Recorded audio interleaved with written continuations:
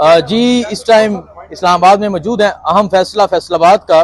साहिबजादा हामिद रजा, शिबली फराज, उमर यूब, जरताज गुल, क्या कहेंगे बसरा साहब, ये फैसला जो फैसलाबाद का जो आज फैसला है 10-10 साल कैद की सजा सुनाई गई है, और इससे पहले भी हमने देखा कि बहुत से मेंबरान असम्बली को नाअहल किया गया। सो ऐसा देख रहे हैं कि इनको भी नाअहल कर दिया जाएगा और 10 साल कैद भी सुनाई गई है, इस पे क्या कहेंगे आप? फौजी हुकूमतें, फौजी अदालतें और फौजी फैसले, ये तो वो कहते हैं ना, आइन, कानून, इंसाफ, सियासत, रियासत, जमहूरियत का जनाजा है, ज़रा धूम से निकले। पाकिस्तान में ये वाले हालात कभी भी बड़े बड़े आमिर रहे हैं, परवेज़ मुशर्रफ रहा है, ज़िया-उल हक रहा है, लेकिन इस वक्त जो खिलवाड़ हो रहा है, पाकिस्तानियों की जानें गैर महफूज हैं, पाकिस्तान की उनकी जान, माल, औलाद गैर महफूज है। और सबसे बढ़कर ये देखें कि वो अदालतें जिनको 26वीं तरमीम के बाद फतह कर लिया गया है, किन बुनियाद पर फैसले दे रही हैं कि जी जो कॉन्स्पिरेसी हुई थी वो ये हुई थी कि 2 बंदे सुलेमानी टोपी पहनकर पुलिस वाले खान साहब के बेड के नीचे घुसे हुए थे जब वो बातें कर रहे थे। टोल प्लाजा पे खान साहब खड़े थे, वो गाड़ी के नीचे घुसे हुए थे। सो मेरे भाई, आज जो हम सब लोग खड़े हुए हैं, आज आल पाकिस्तान तहरीक का बसरा साहब 5 अगस्त से पहले इस तरह का फैसला आना और 10 साल कैद की सजा, सोची समझे फैसले, सोची समझी साजिशें, सोची समझी सजाएं व्हाट्सएप पे स्टैब्लिशमेंट से आती हैं, पिंडी से चलती हैं, और फैसलों पर इन जजेस की क्या हैसियत है? ये तो स्टैब्लिशमेंट के नौकर हैं, ये उनके मुलाजम हैं।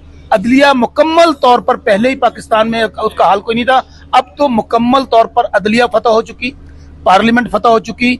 आप जैसे नौजवान सहाफी हुसैन, आप लोगों के साथ क्या हुआ कि बोलेगा तो उसे कत्ल कर दिया जाएगा, बोलेगा उसको उठा लिया जाएगा, यूट्यूब चैनल बंद कर दिए जाएंगे। लेकिन अत खुदा दा वैर हुंदा पंजाबी आखदे ने, अल्लाह का एक निजाम है, अल्लाह ताला की लाठी बड़ी बेआवाज है। इमरान खान ने जेल में बैठकर पूरा निजाम नंगा कर दिया है, और आज बच्चे बच्चे को ये पता है कि इस वक्त जो अदलिया फतह की गई, ये जो फैसले आ रहे हैं, ये 5 अगस्त से जो फैसले पहले आ रहे हैं, उसका एक ही मकसद है, तहरीक को कुचलना, इमरान खान को अंदर रखना। इसलिए इमरान खान को माइनस करते करते हुसैन आपने पूरा पाकिस्तान माइनस कर दिया है। आज लोग महंगाई से खुदकुशियां कर रहे हैं, आज अफरा तफरी है। आप मुझे ये बताइए क्या हालात है वहां पे हुसैन? बलूचिस्तान में जरा दिखाएं ना जाकर, सरों में सीधी गोलियां मार रहे हैं। इस्लामाबाद आता है कोई एहतजाज करने के लिए, सीधी गोलियां मारते हैं। इंशाअल्लाह मेरा खुदा पर यकीन है कि जुल्म जितना बढ़ता जाता है, अल्लाह का कानून उतना ही हरकत में आता है। रात जितनी लंबी हो, जितनी अंधेरी हो, सवेरा जरूर होता है। अब ये तो फैसले नहीं, ये तो मजाक बन गया ना। बाटा रेट है 10 साल 10 साल 10 साल, ये तो इस तरह है। लेकिन मैं कहता हूँ, लेकिन हम देख रहे हैं कि ये तहरीक इंसाफ के जो पार्लियामेंटेरियन है उनको नाअहल भी कर रहे हैं। जो सेंट्रल के सदर है अहमद चट्टा, उनको नाअहल करके इलेक्शन अनाउंस कर दिया गया है। बाकी हलकों में इलेक्शन अनाउंस किए गए, सो इलेक्शन भी अनाउंस किया जा रहा है। इस तरह तो वज़ीर आला अली अमीन गंडापुर भी अब वज़ीर आला नहीं रहेंगे, बाकी तमाम लोग भी अब मेंबरान असेंबली नहीं रहेंगे। मेरी बतौर पॉलिटिकल वर्कर एक राय है, पार्टी को भी फैसला करती है, खान साहब का फैसला आएगा। इस निजाम में बैठना बिल्कुल फजूल है। असेंबलियां मुकम्मल तौर पर इन्फेक्टिव हो चुकी हैं, हमें इन असेंबलियों से निकलना होगा। लोगों ने हमें वोट दिया था इमरान खान साहब की रिहा करवाने के लिए और उनको वज़ीर आज़म बनाने के लिए।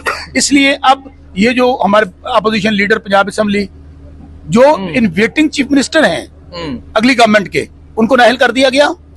उमर अयूब खान नेशनल असेंबली के, आज उनको कर दिया गया। इसलिए पार्लियामेंट्री लीडर हमारी, उनको कर दिया गया।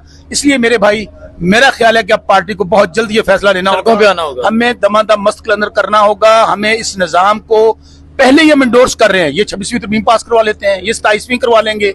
ये अभी वहां पर हार्स ट्रेडिंग करके आपने क्या किया, इन्होंने सीटें हमारी, सबसे पहले देखें 8 फरवरी को इन्होंने हमारी सीटें छीनी, 2/3 मेजॉरिटी छीनी, मखसूस सीटें छीनी, अब लोगों को नाअहल कर रहे हैं। इसलिए कोई फायदा नहीं हुसैन इस सेटअप के अंदर बैठने का। हमें खा जितनी देर भी रहना पड़े, हमें सड़कों पर रहना होगा, असेंबलियों से बाहर निकलना होगा। एक राय इसमें हो सकती है कि असेंबलियों से निकल के क्या होगा, मुझे बताइए। असेंबली के अंदर रह के हम क्या कर पा रहे हैं?